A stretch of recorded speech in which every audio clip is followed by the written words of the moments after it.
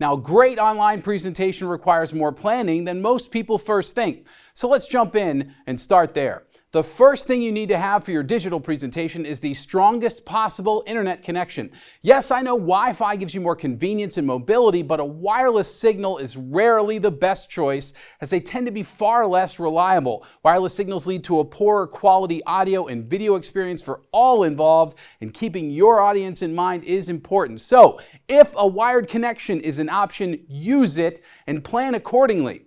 Next, because there are so many different types of presentation technologies, we're going to talk big picture here, but you need to know it's imperative that you spend time with your equipment and presentation platform. Whether you're using a webcam, a built-in computer camera, or your phone, whatever it is, be familiar with your tech. Make sure you know how to use your devices, make sure they are charged, and prepare to spend a few minutes right before the start of your presentation double-checking everything.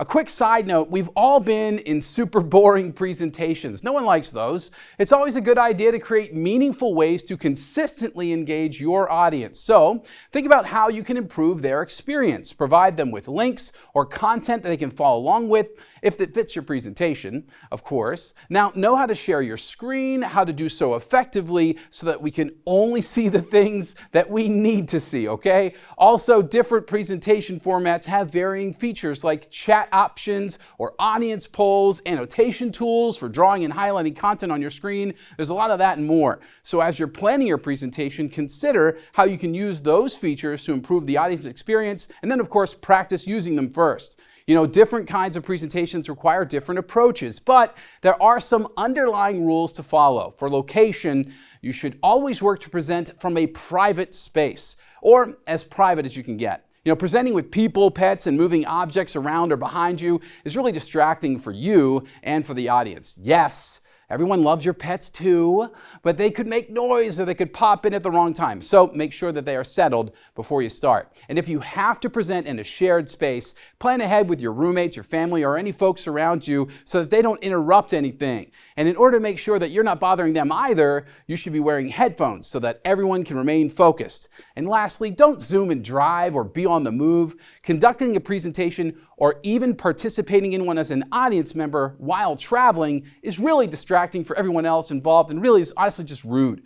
So if you're planning on driving, remember that's extremely unsafe, so don't do it. Like ever, no zoom and drive.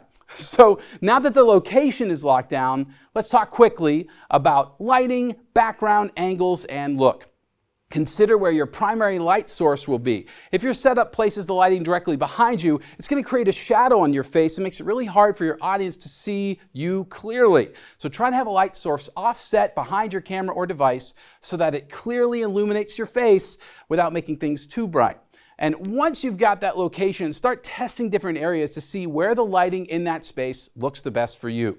And then part of that location scouting should really be about including and thinking about your background. Make sure that it's appropriate for the content and the tone of the presentation and that it's not too distracting. Next, your camera angle is a big deal. To be real here, no one wants to look up your nose and they don't want to look at the floor either. So work with your technology, that device, place that camera at or just above your eye level. You should be framed in the center of your shot. And when you check that camera angle one more time, look at your background again. Make sure that the audience is only seeing what they need to see and what you want them to see. And finally, the way you present yourself, it's important.